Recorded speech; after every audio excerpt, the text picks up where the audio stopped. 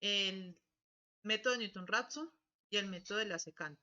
Realmente, ¿cuál es más cercano a un método numérico? El método de la secante, porque ustedes saben que a veces es muy difícil calcular la derivada. Digamos, para una función pequeñita o para una función algebraica, es fácil calcular la derivada. Pero en otras ocasiones tenemos funciones que son muy complejas, logaritmos, etcétera. Y entonces eso hace que sea un poquito más complicado manejar el, que, el método numérico, entonces pues por el tema de la derivada, y entonces pues aparece el método de la secante. También, ¿qué evitamos con el método de la secante? Ustedes saben que el principal problema de Newton-Raphson es que no se puede ejecutar cuando tenemos derivadas iguales a cero. ¿Por qué? Porque la derivada en cero, la derivada igual a cero, pues está en una división. Entonces no podríamos realizar en teoría la división. Entonces, el método de la secante, al trabajar la derivada como un método numérico, la diferencia finita, entonces se elimina porque realmente es muy complicado tener un cero absoluto. Entonces, tendríamos que tener puntos muy juntos para poder tener pues ese cero absoluto. Entonces, ahí controlamos un poquito el problema de la derivada igual a cero y entonces podemos trabajar un poquito mejor también el tema de la secante igual a cero. Perdón, de las funciones planas. Entonces, esa es la ventaja del método de la secante. La desventaja, entre comillas, es que es un poquito más lento que el método Newton, porque ustedes saben que en últimas Newton trabaja con una solución analítica que es la derivada. En cambio, el método de la secante es un método puramente numérico, todo es construido únicamente con sumas y restas, no hay que aplicar derivadas, entonces pues se demora un poquito en converger porque no estamos trabajando con la definición exacta de derivada. Entonces, ese es como una desventaja, pero cuando nosotros estamos generalmente trabajando con funciones, pues vamos a tener este tipo de desventajas. Es muy raro que esa desventaja realmente empiece a pesar en el método. Entonces, en esta ocasión, pues yo les voy a presentar a Python. Python es un lenguaje de programación, es libre, esa es la ventaja de Python sobre MATLAB. Es un lenguaje que ustedes rara vez tienen que comprar una librería, rara vez tienen que comprar una mejora, casi todo es libre, entonces es un lenguaje que se puede implementar fácilmente en cualquier computador, incluso hay compiladores en línea, entonces eso lo hace aún más fácil. De hecho, Google tiene un compilador en línea de Python, entonces eso lo hace mucho más trabajable, mucho más accesible a las personas, entonces al que quiera aprender a programar. Otra ventaja que tiene Python sobre MATLAB es que ustedes saben que MATLAB siempre al final de la línea, si yo no quiero que me muestre la línea, pues tengo que colocar punto y coma. Entonces eso se hace a veces engorroso y a uno a veces se le olvida. En cambio, en Python, pues no hay que hacer eso. Eh, Podemos escribir como si estuviésemos escribiendo pues en texto regular, no hay que hacer puntos y comas, no hay que cerrar ciclos, no hay que poner for, tal, y después al final end. Entonces no hay que poner ese tipo de cierres en los ciclos, entonces eso también lo hace fácil. Eh, Tiene muchos elementos porque Python maneja más elementos que MATLAB.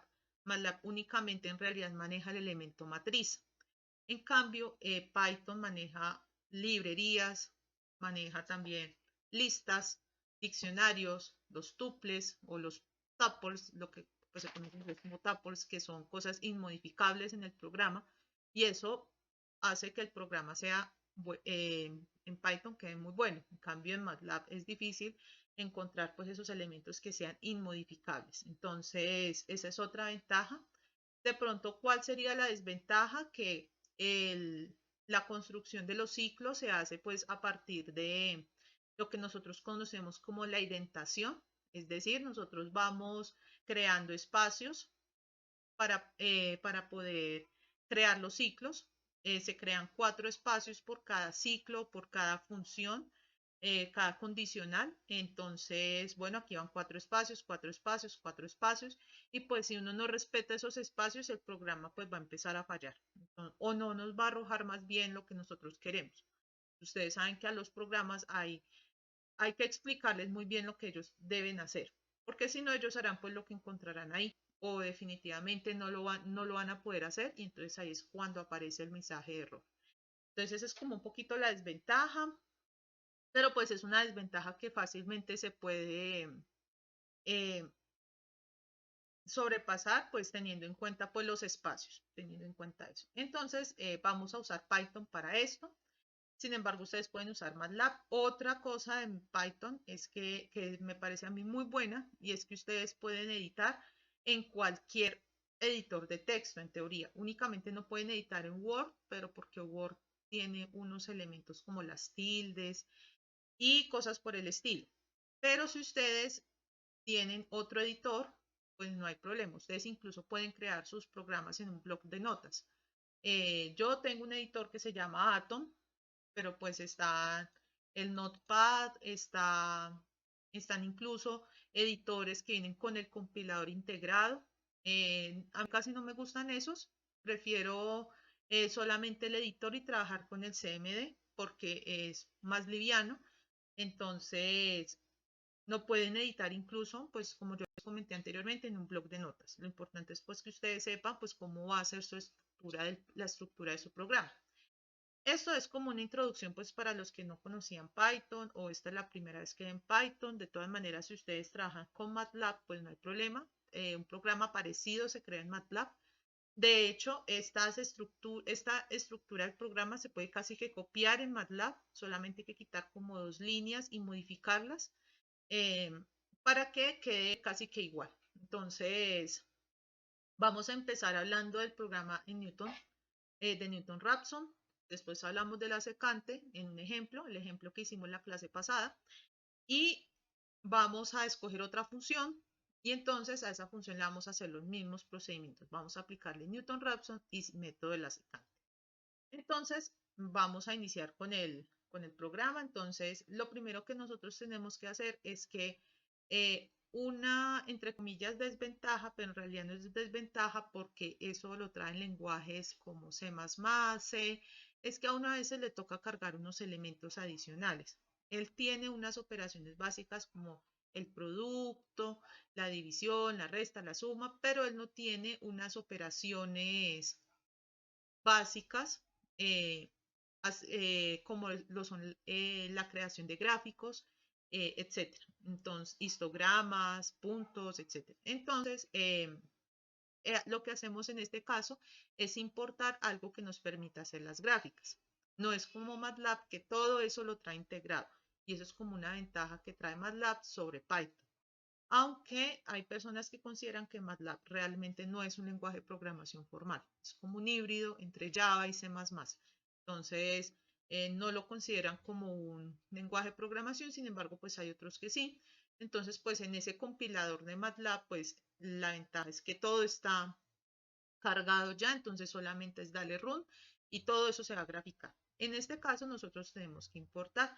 Entonces, importamos una librería que se llama matplotlib y entonces en esa librería pues hay diferentes, por decirlo así, sublibrerías. Entonces en ese caso importamos pyplot porque a nosotros nos interesa hacer una gráfica. Ya a ver qué gráfica vamos a hacer. Y lo vamos a traer con este comando. Entonces aquí estamos importando todo lo que es referente a la parte de gráficas. Entonces ya pasado eso, pues aquí no vamos a ni a cerrar programas, ni a hacer limpiar variables, ni nada de eso, porque esto trabaja como si fuera el, el principio. Entonces, él no va a cargar sino únicamente lo que son librerías, lo que son eh, eh, comandos, etc. Entonces, vamos a comenzar. Entonces, lo primero que hacemos es definir una lista. Una lista es muy parecido a lo que nosotros conocemos en MATLAB como los vectores. Entonces, Python no trabaja con matrices. Python trabaja es con cadenas de texto o con números flotantes. Entonces, en este caso, vamos a crear una lista. También trabaja con listas, diccionarios, bueno, las anteriores estructuras que yo les había comentado.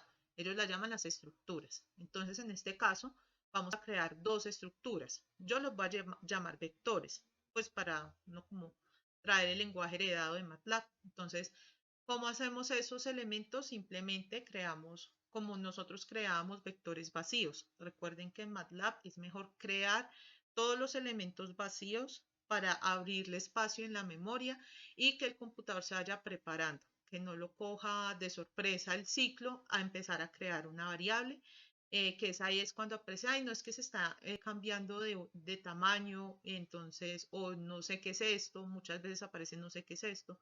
Entonces es muy bueno definir estas dos variables. ¿Qué vamos a guardar en VEA? En el vector VEA, pues vamos a guardar ahí todos los errores absolutos, pero sin el 100%. Entonces aquí vamos a guardar ese valor absoluto, valor actual, menos valor anterior sobre valor actual. Vamos a guardar esa operación ahí en cada iteración. Y en VI vamos a guardar pues la iteración. ¿En qué iteración vamos? Si en la 1, en la 2, en la 3. XY es mi punto inicial, entonces recuerden que yo voy a hacer un ejemplo similar al que hice la clase pasada. Entonces recuerden que ahí teníamos que hallar la raíz de la función x cuadrado menos 4 cerca a menos 2, ¿cierto? Ahí vamos a hallar pues esa raíz. Recuerden que Newton-Raphson únicamente halla una raíz. Si queremos hallar más de una raíz, entonces tenemos que viajar con búsqueda incremental, encontrar muchos intervalos en donde hayan cambios de signo y evaluar Newton-Raphson en cada sector, ¿cierto? Escogiendo obviamente un punto de ese sector. Entonces, en cada sector se escoge un punto, se evalúa Newton-Raphson y así se va sucesivamente cambiando. Esa es la forma que se hace para encontrar múltiples raíces. Entonces, en este caso, vamos a encontrar la raíz que está en el lado negativo. Este es mi XY, es decir, mi punto inicial. Ahora, yo siempre recomiendo definir casi todas las variables que vamos a trabajar en el programa. Entonces, en este caso, yo definía XR, que es mi raíz en cada iteración, pero la voy a definir como un elemento que no es nada. No sabemos si es un qué, si es un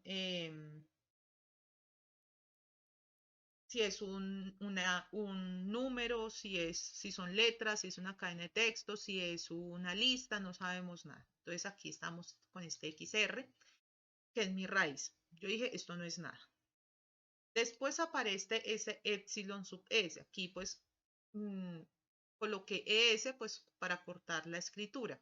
Pero entonces, ¿qué es este elemento? Pues este es nuestro error, en nuestro error límite. Recuerden que nosotros podemos tener dos criterios de parada en Newton-Raphson, número de iteraciones o convergencia. Entonces, este es la convergencia. Entonces, yo tengo 1 por 10 a la menos 3. Entonces, en este caso, si en mi iteración se alcanza un error que es inferior a este valor, o sea, a 1 por 10 a la menos 3, pues entonces ahí mismo termina el ciclo. Ustedes pueden colocar 10 a la menos 5, 10 a la menos 6, pues dependiendo de qué tan refinado quieren el programa. Recuerden que esto es una versión como inicial. Esto es simplemente pues como para explicar el método. Y el número de iteraciones. Recuerden que Python no trabaja desde 1. Esa es otra diferencia con MATLAB. Que Python trabaja con 1, en cambio, MATLAB trabaja con 1, en cambio, eh, Python empieza desde 0. Entonces, aquí empezamos desde 0 como para no perder la tradición. Entonces, ¿qué hacemos acá? Aquí entramos al ciclo. Entonces, generalmente todo lo que tenga que ver con hasta que este elemento no alcance tal nivel de convergencia, uno los trabaja con unos ciclos que se llaman los ciclos while o los ciclos indefinidos. Recordemos de las clases de programación que hay dos tipos de ciclos. Están los ciclos indefinidos y los ciclos definidos. ¿Cuáles son los ciclos indefinidos? Los while. ¿Cuáles son los ciclos definidos? Los for. Porque a for yo le pongo un límite. a while realmente el límite se puede ir corriendo dependiendo del problema que esté solucionando.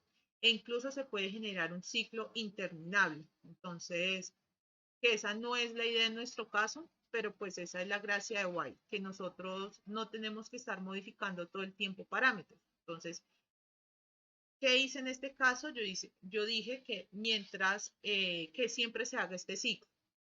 Aquí yo no estoy considerando si tiene errores en la variable entrada, si X y es un entero o es una cadena de texto, no. Yo considero que ustedes van a meter un número y entonces eso siempre va a ser cierto, ¿cierto? Entonces ustedes no van a tener errores en este programa, entonces digámosle al programa que entre siempre a un ciclo.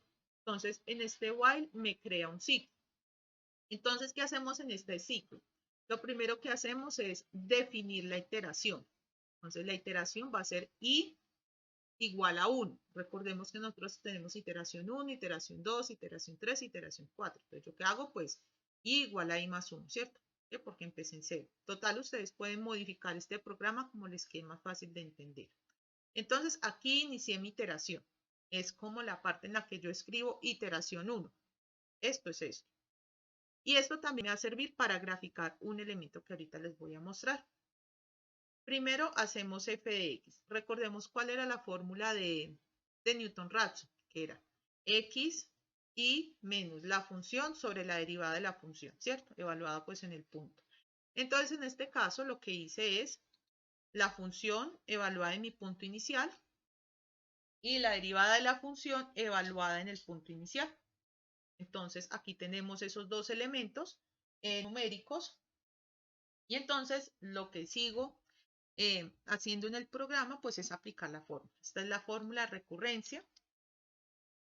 Fórmula de recurrencia. Fórmula de recurrencia. ¿Por qué? Porque recurro a ella todo el tiempo. En cada iteración esa es la fórmula que voy a hacer. Ahora, aquí en teoría ya terminó el método en la iteración. Lo otro es ¿para qué? Para calcular errores, imprimir errores, crear un vector de errores, etc. Pero en realidad el método ya termina acá. Entonces, y ustedes aquí podrían regresar al principio y empezar a hacer la iteración cuantas veces sea necesario. Pero entonces vamos a calcular el error. Recordemos que el error era un error absoluto. Es decir, a nosotros no nos importa realmente el signo del error. Entonces, en este caso, pues hacemos la resta del anterior menos del actual menos el anterior sobre el actual, ¿cierto? Entonces sería la raíz menos mi punto inicial sobre mi punto raíz. Y a eso le saco valor absoluto. Miren que conservamos muchos términos que también están en MATLAB. Entonces, aquí también se pueden guiar para hacer un programa en MATLAB. Y a eso lo vamos a llamar el error absoluto. Y pues ya esto es opcional, pues porque deseo imprimir, deseo mostrar en pantalla todos los valores que voy obteniendo en cada iteración. Y entonces, ¿qué hago? Recuerden que tengo que hacer una actualización de las variables. Recuerden que cada iteración se hacía una actualización. Y entonces se definía cuál iba a ser el punto inicial de la siguiente iteración. El punto inicial de la siguiente iteración es la raíz, es decir, el resultado que pues hay en este punto, ¿cierto? Y entonces, recuerden que en programación ellas no asignan de izquierda a derecha, ellos asignan de derecha a izquierda. ¿Esto qué quiere decir? A 4, digamos un ejemplo, a 4 le estoy asignando la variable i, no a i le estoy asignando la variable 4. Por eso es que realmente esta operación es válida.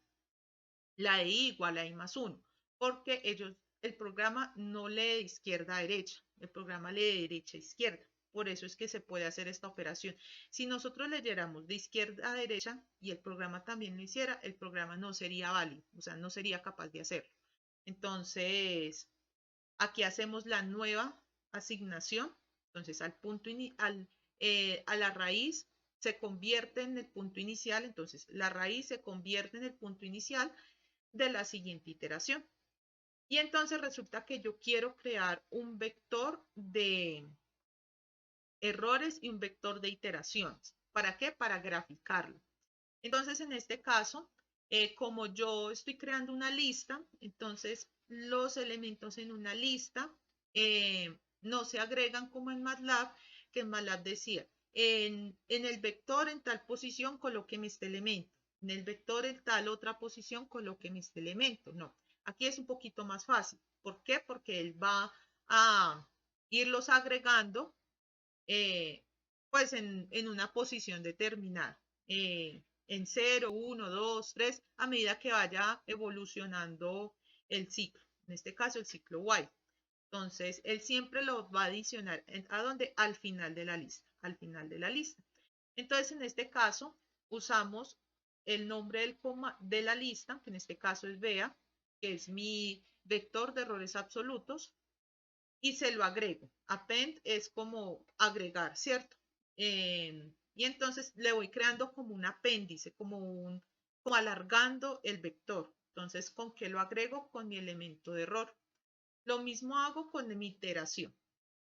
Y entonces aquí es donde vienen las condiciones para romper el ciclo. Recordemos de nuevo cuáles son las condiciones para parar una iteración en el caso de las raíces. Número de iteraciones o nivel de convergencia.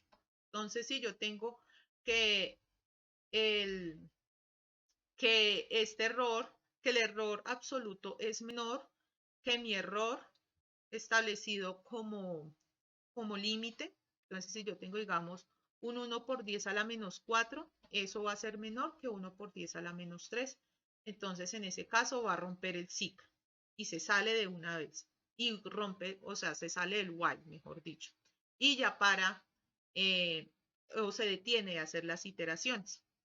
Y también puedo tener ciclos cuyo criterio de parada es un número de iteraciones. Recordemos que los números de iteraciones pues son algo bastante crítico, sobre todo cuando tenemos problemas que se demoran mucho tiempo en alcanzar la convergencia e incluso a veces cuando ya son problemas muy complejos empiezan a ocupar mucha memoria. Recordemos que todo esto se guarda en una memoria que tiene en el computador realmente. Entonces a veces se llena esa memoria. Entonces, pues para evitar eso, entonces lo que hacemos es limitar el número de iteraciones. Yo lo limito a 10, pero realmente un Newton-Raphson, si no está alcanzando la convergencia en 6 iteraciones, pues ya hay que mirar otro método pues, para alcanzar la convergencia. Entonces, ahí abrimos un ciclo if y pues en MATLAB ustedes lo conocen como un else if. Un else if en este caso sería un elif, ¿cierto? Entonces, pues yo prefiero usar el elif que el else. Me gusta más el elif, entonces, porque le puedo seguir agregando acá más condiciones. Entonces, aquí está el número de iteraciones. Recordemos que i son las iteraciones. Entonces, aquí escribimos iteraciones.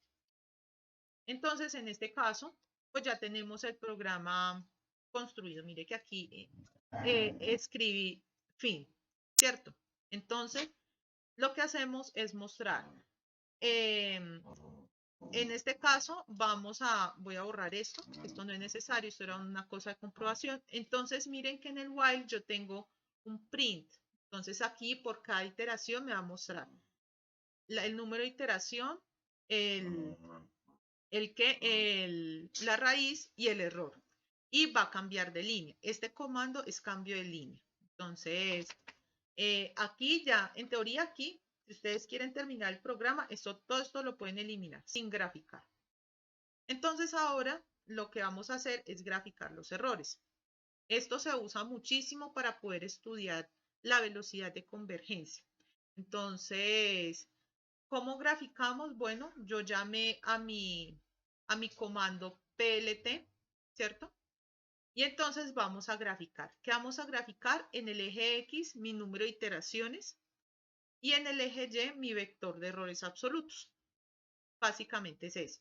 Pero resulta que aquí aún no hemos graficado. Nosotros queremos mostrar la gráfica. O sea, aquí hicimos la gráfica, pero aún no la estamos mostrando. Entonces, ¿cómo la mostramos? Usando pues este show en esta parte. Entonces, él me va a mostrar pues todo lo que haya puesto pues en este comando plot. Y Este es una sana forma de terminar un programa, como para decirle al computador, mire, aquí terminé mi programa, ya no voy a continuar programando, entonces el programa pues deja de trabajar en ese caso. Y entonces, eso es todo. Miren que realmente es un programa corto, en MATLAB también se pueden hacer programas así de cortos. Eh, y entonces lo que vamos a hacer es usar. Entonces, el siguiente paso es abrir un command window. Entonces uno como abre esa ventana o la ventana de comandos, pues uno se da la lupita y uno escribe CMD. Y eso se llama símbolo del sistema. Entonces lo abrimos. Y entonces, ¿por qué yo tengo que abrir esto? Porque yo tengo es un editor de texto. Yo no tengo un editor más compilador. Eso ustedes lo deben tener muy claro.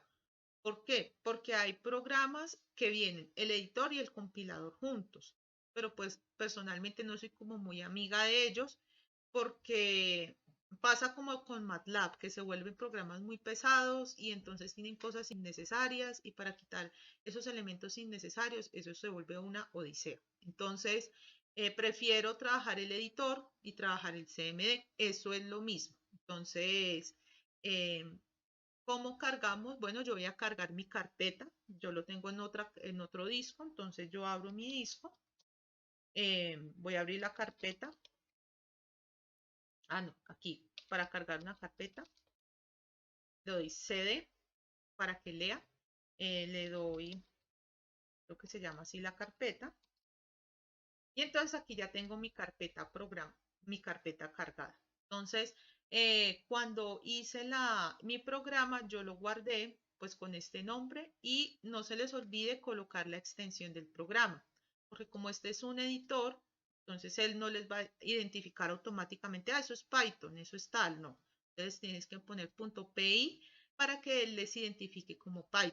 Cuando ustedes guardan con este PI, él ya les empieza como a mostrar en colores todos estos elementos. Entonces, bueno, esto ya es una asignación, esto es un ciclo, esto es un comando, esto es otro comando, y les empieza a pintar pues como con colores eh, todos esos comandos, ¿cierto? Entonces, dependiendo del lenguaje, pues él va a pintar unos y otros no. Entonces, si ustedes están trabajando en Java, por ejemplo, con JavaScript, bueno, C++, este, este editor pues les va a identificar, pero pues tienen que poner la extensión.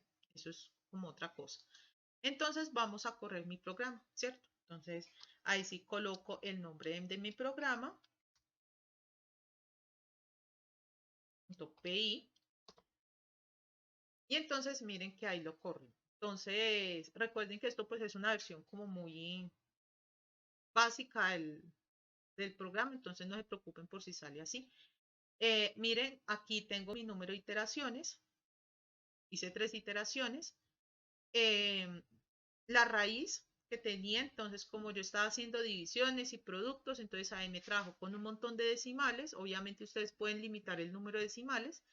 Entonces miren que aquí en la tercera iteración ya estaba muy cercano a lo que es una raíz, que es en este caso es -2. Y miren el error que alcanzó. Apenas en la tercera iteración y ya está trabajando pues con este error, ¿cierto? Entonces, eh, ahí creé pues como esta tablita, digámoslo así. Y entonces lo que hice fue graficar los errores. Obviamente ustedes acá pueden colocar número de iteraciones, error absoluto, bueno, ya embellecer el gráfico, incluso ponerle punticos en donde pues cae cada error, ¿cierto? En cada iteración. Entonces, en este caso, miren que rápidamente el error decae. Esto se llama un error de convergencia cuadrática porque miren que intenta tener como la mitad de una parábola. Entonces, esto es cuadrático. Entre más empinado esto sea, en teoría es mejor. Ya van a ver que en la práctica no siempre es bueno, pero en teoría es mejor porque está convergiendo mucho más rápido. Entre más empinado pues sea esto y se acerque al eje horizontal. Entonces, eh, esto es Newton-Raphson, escrito pues de una manera un poquito burda, por decirlo así, pero pues es muy poderosa. Miren que me ahorró. ¿Cuánto nos hubiésemos demorado para hacer esto? Mucho tiempo, ¿cierto? Entonces, Aquí nos ahorró bastante tiempo e incluso nos graficó los errores. Entonces cerramos aquí para poder pues continuar. Y eso es Newton-Raphson. Ahora el método de la secante. Vamos a hablar del método de la secante. Y entonces en este caso recuerden que en el método de la secante yo tengo que definir dos puntos, el inicial y el anterior al inicial. Entonces en este caso mi punto anterior al inicial lo voy a llamar x0 y mi punto inicial lo voy a llamar x1. Entonces miren que solamente agregué una línea en el caso del preámbulo al método de Newton. ¿Por qué? Porque este método realmente proviene del método de Newton-Raphson. Todo sigue lo mismo. Y entonces, ¿qué hago? Definir las funciones tanto en el punto x1 como en el punto x0. Entonces, ustedes en Newton-Raphson necesitan un punto inicial.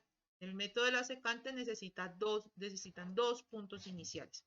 Entonces, en este caso, definimos los dos puntos iniciales y las funciones en esos dos puntos iniciales. Entonces, después hallamos la raíz y entonces empleamos la fórmula de recurrencia en el método de la secante. Entonces, observen que como aquí está derivando, entonces usamos diferencias finitas y entonces recuerden que la derivada quedaba en la división. Entonces, por eso es que estamos dividiendo entre la resta de las funciones. Y arriba pues queda el intervalo, ese delta que aparece en las derivadas. Bueno, aquí aparece este delta y esa es la fórmula de recurrencia del método de la secante. En teoría ustedes pueden parar el método aquí, pues obviamente definiendo primero los valores para la siguiente iteración. Calculamos el error, imprimimos, o bueno, más bien mostramos en pantalla, y entonces queda asignar al siguiente a la siguiente iteración los elementos, ¿cierto? Entonces, ¿qué definimos primero siempre? X0 y X1. En realidad, nosotros en el papel, nosotros de forma indiferente definimos X1 y X0. O sea, primero definimos X0 y después X1, primero X1 y después X0. Entonces, en los programas no es así. ¿Por qué? Porque si yo llego a colocar este X1 igual a XR al principio, lo que voy a hacer es que X0 y X1 van a valer lo mismo, van a valer XR. Y yo no quiero eso. Yo quiero que X0 valga mi punto inicial de acá porque se va corriendo y X1 asuma el punto de la raíz. Recordemos que en el método de la secante, la raíz se convierte siempre en X1, ¿cierto? Entonces, la raíz pues en cada iteración. Entonces, este punto queda solucionado en estas dos líneas. Tenemos para agregar elementos a la lista de errores y a la lista de iteraciones, el mismo criterio de parada, criterio de convergencia o criterio de número de iteraciones y listo. Y eso es todo. Entonces, vamos a hacer otra vez el ejemplo, pero entonces vamos a cargar mi segundo programa. Entonces, escribo el nombre. Nunca se les olvide la extensión. Ah, no, lo escribí mal. Entonces, nunca se les olvide la extensión. Y entonces miren que aquí la calculó y miren que aquí es un poquito más acostadita la gráfica, ¿cierto? Entonces no es tan rápido convergiendo como el otro, pero alcanza buenos niveles de convergencia. Entonces miren que pues aquí como no borré pantalla, pues puedo ver fácilmente las comparaciones entre los dos métodos solucionando el mismo problema. Entonces miren que aquí en la tercera iteración ya encontraba casi un menos 2, ¿cierto? En cambio aquí mire que en la tercera iteración todavía seguía con ese menos 1.99999 y con unos decimales. Entonces miren que aquí la convergencia en el secante apenas era, yo creo que esto es 6.1 por 10 a la menos 4 y aquí ya era de a la menos 5. Entonces miren que realmente este método es un poquito más lento que este, pero sigue siendo muy bueno para solucionar problemas pues como los que vamos a solucionar en el curso. Ya cuando tenemos pues problemas un poco más complejos, ya por lo menos se cambia esa definición de derivada, se cambia incluso algún elemento se multiplica por algún peso cuando pues tengamos que derivar eh, o encontrar soluciones muy rápido a problemas muy complejos. Entonces, pues esa es básicamente en cómo se ve en un programa los métodos de Newton y de Newton-Raphson y de secante. Aquí también tengo pues otros dos ejemplitos. Entonces, miren que esta es una función cúbica. Ustedes simplemente lo que hacen es pues reemplazar el punto inicial, eh, la función y la derivada de la función. Miren que siempre deben tener la derivada de la función. Esto no les va a calcular la derivada y eso es como una desventaja. Si ya están trabajando con lenguaje simbólico, por lo menos en el caso de MATLAB, pues sí, ahí pueden colocar ahí que la derivada, que en lenguaje simbólico, pero pues el problema con esas derivadas en lenguaje simbólico es que este tipo de lenguaje es muy pesado, entonces a veces como que se molesta un poquito el computador y se vuelve un poquito lento, pero pues ya con los computadores de hoy en día pues es complicado que eso pase, ¿cierto? Entonces también lo pueden hacer ¿en qué? En MATLAB y entonces ahí solamente es introducir la función, el punto inicial y ya les calcula. Pero entonces aquí tienen que introducir función y punto inicial y derivada de la función. Entonces en este caso calculamos, entonces vamos a hacer ese ejemplito. Otra vez, como todo lo tengo en la misma carpeta, entonces pues solamente lo busco y le agrego el 2 acá.